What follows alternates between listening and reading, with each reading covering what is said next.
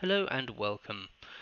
I'm Fuzzy Logic and I'm playing Solve here, and I will be looking through the Goatman Raiders as an army today. So, the Goatmen are a really quite tough and strong army, I think. Their main thing is ambushes, so they move up the board very quickly. I like them as a concept. Uh, they do pay a bit for the privilege, which they should. But yeah, you can write some good lists, and they have some very nice pieces. So let's get into it. So we have the standard two heroes. We have the Goatman Shaman and the Longhorn, the Goatman Longhorn, which is the fighter character. So both good choices in my opinion. But let's get into the Shaman. So he starts with a hand weapon, skill 3, power 4, so that's 5 on the charge. Defense 4, 2 attacks, 3 wounds, 7 discipline. So not the highest discipline, not bad fighter though. Like he can get in and 2 attacks of strength, 5 on the charge is not too shabby at all. Um, so let's look at his spells. He has two of the best spells in the game, Primal Fury and Hex Ruin, both excellent spells. He's got some damage with Shadow Bolt and Thousand Mouths, although I don't rate them particularly highly myself. Short range doesn't bother you too much because you're likely to be up and in it with the Goatman.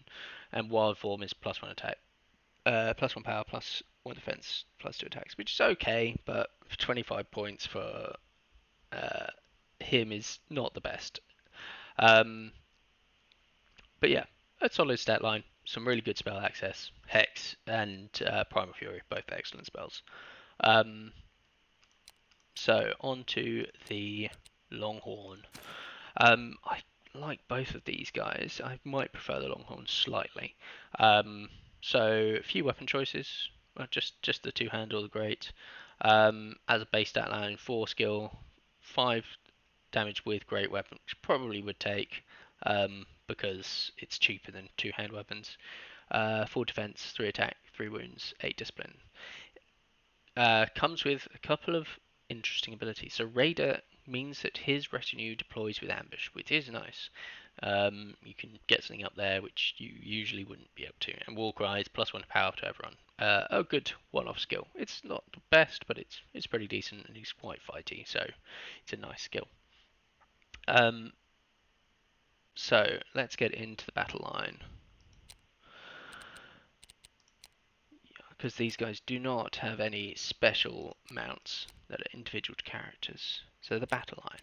So we start with the most expensive, the Ibex Warriors. So skill 3, power 4, defense 5 with heavy armor, it's nice. 1 attack, 1 wound, 8 discipline. Come with halberds and heavy armor. Now I can't see, with power 4 and skill 3, halberds does not feel good. Because you're not hitting better, because you're not high skill, and your power 4 is effectively wasted half the time, because if you're facing something defense 4 or below, it does nothing. The halberd does nothing. So you can swap these over, and I probably would great weapon. And now you're power 5, power 6 on the charge, and that is a lot more damage. It is a pointer model though, and I think these guys are just a bit expensive for what they do. Really, that's my humble opinion. They are they are a strong tanky unit, but they are just a little too pricey for what they achieve.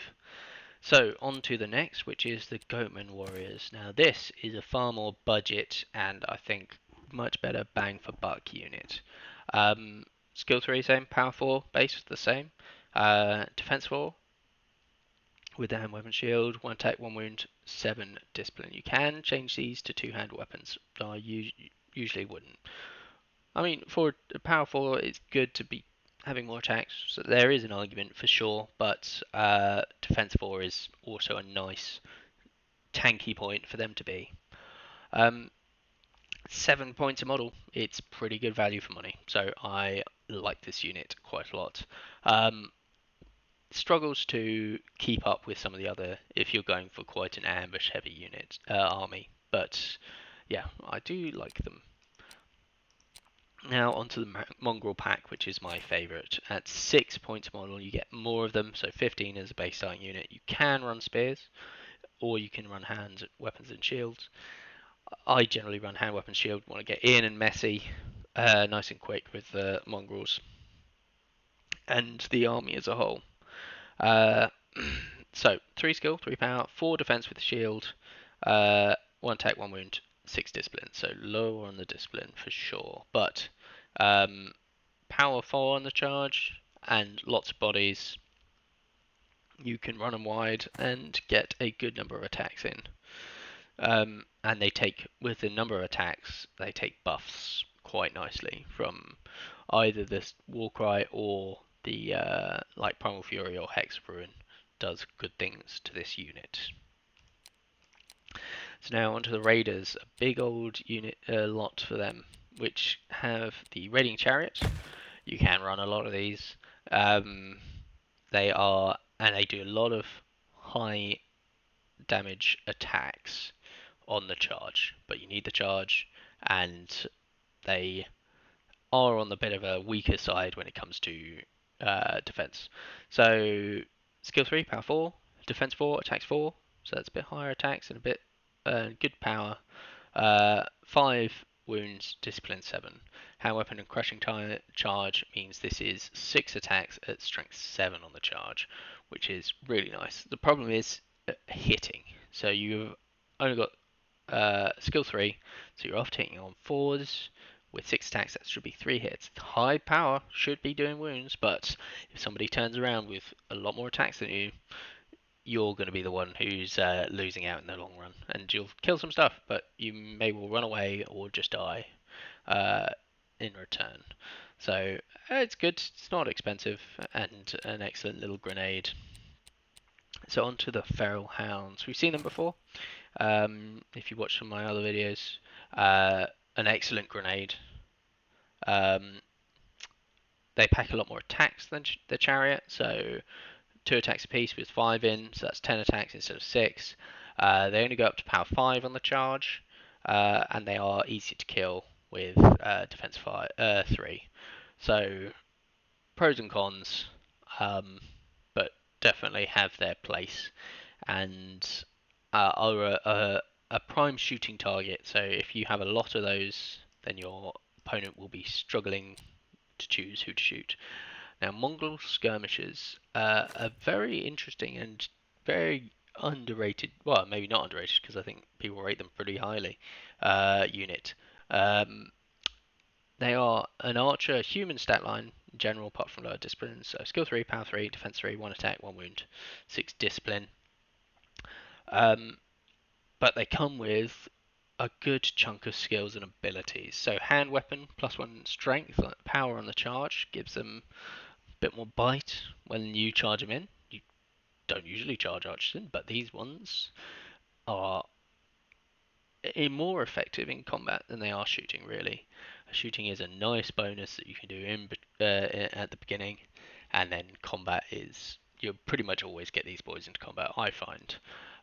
Short bow, lower range, but you start ambushed, so you can use that pretty easily, and sometimes even get short range shots early. And then scout means you ignore difficult terrain. So these are some nice units to pop up in some woods, ready to go. And that's something else I may have missed in the Mongrel pack. You do get Ambusher, which is and Scout, which are both amazing skills for getting up and in to your opponent. But yeah, I really like this. Skirmishers, they're only 7 points a model, so it's not that pricey for a shooting unit. And then we have Centaurs, probably the least seen unit in the whole army. And well, yeah, they struggle to compete with everything else in their bracket. So skill 3, power 4 is nice. Hand weapons makes that power 5. 3 defense, 2 attack, 2 wounds. So they're like a cavalry unit with a bit higher power, but they are vulnerable to shooting. You can give them hand weapon, shield, or 2 hand weapons. I would probably, well, I don't know which one I'd pick. Maybe hand weapon and shield to give them a little more survivability at strength 4 and still power 5 on the charge. It's quite nice. And you can give them short bows.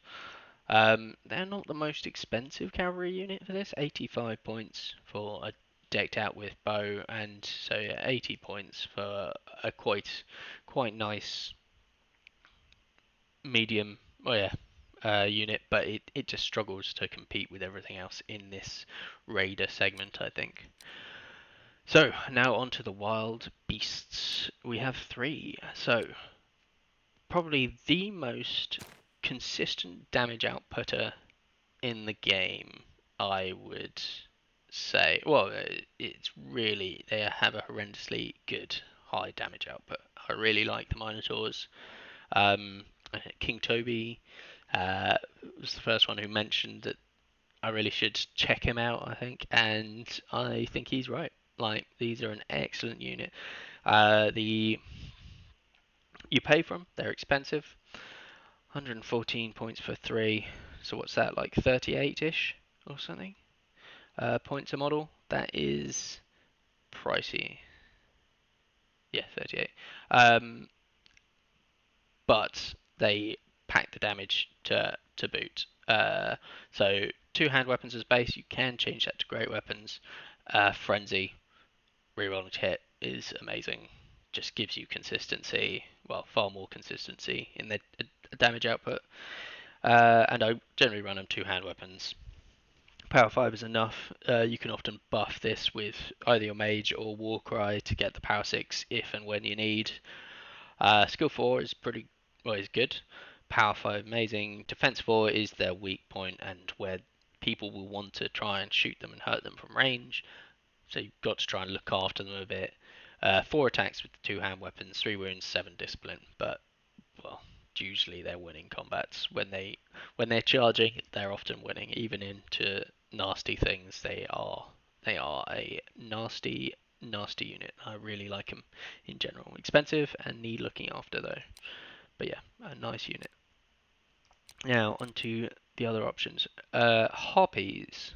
So an interesting one. I've not really used them very much personally. They're definitely something to consider though. They are skill 3, power 4 with claws, so 5 on the charge. Defense 3, so that's a vulnerability again, to being shot down. 2 attacks, 2 wounds, so a tankier unit. I suppose, yeah, one of the few infantry-sized models with 2 wounds, but yeah, a flyer, so maneuverable, 7 discipline, and 18 points a model. They are a good unit. I think they struggle to compete with the other two choices in this bracket. People might not respect them enough, and their maneuverability and damage output. But so if you can get this into a flank of a unit, it will do some nasty things. Not as up for the upfront fight with skill 3 and power 4 or 5. They lack a little bit of the consistency I think the Minotaurs bring personally, and they die slightly easier, but there's more wounds slightly, and but yeah, that's my thoughts on the Harpies. I just struggle to take them over the other two. So the last is the Feral Giant, which is an interesting piece. I do quite like him. He has definitely a spot in some lists for me. Um, he has a really cool ability you can give him, which is the boulder throw, which I do like quite a lot. But yeah, let's run through him. So he is some interesting giant. So skill 3, power 6, defense 6, 5 attacks, 8 wounds, 8 discipline. So he's fearless, discipline 8, which is always a little bit risky, but like you'd hope he holds for a couple of rounds at least. And so it's the fearless discipline 8. Claws means he's strength 7 on the charge, so it's only 5 attacks, but very high strength attacks, and skill 3 means he's not that reliable, but he should hold and hopefully grind things down when he's fighting him. And the boulder throw, I do like the boulder throw. A range 18 stone thrower, so 2d3 power 5. He can move his full 12 inches, I think, and throw. So that's a good threat range. It's hard to avoid him throwing that at you, and he's a fairly strong boy. 110 points with the boulder throw is a fair chunk, but that boulder can do a lot of damage on either his way into combat or, while standing off a little bit and throwing some stuff in before you go for the fights you want.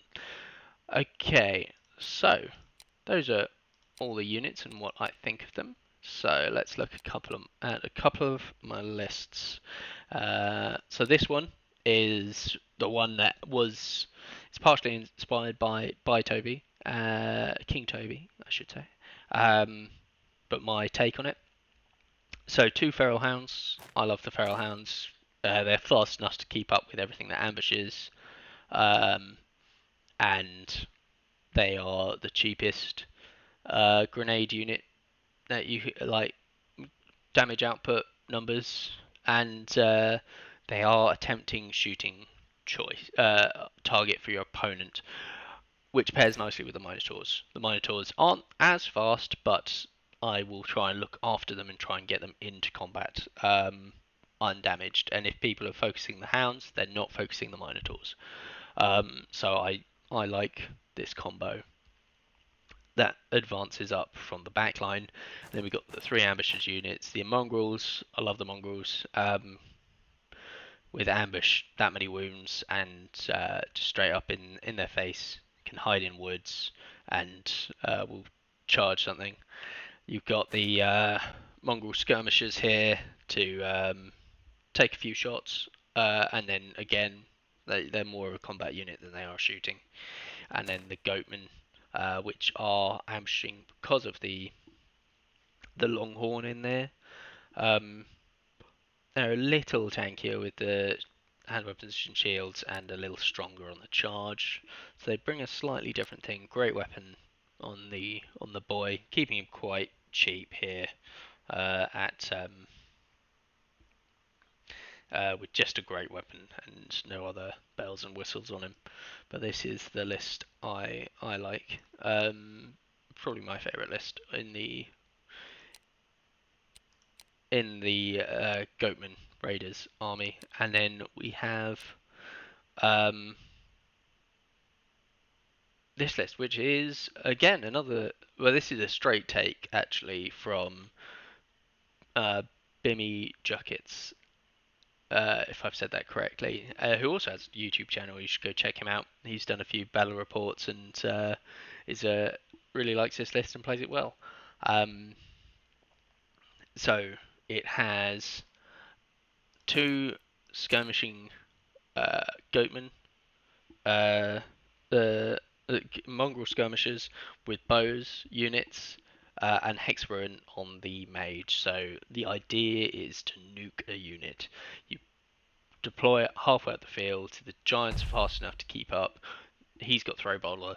You choose a unit, you lower their defense, you shoot them with everything, hopefully neutering the unit, and then you've got some really nice punching power with a bit of the Mongol Raiders, Chariot, and Feral Giant to hold up something you don't fancy your chances against so much, and try and take out the other squishier stuff with the rest of your army.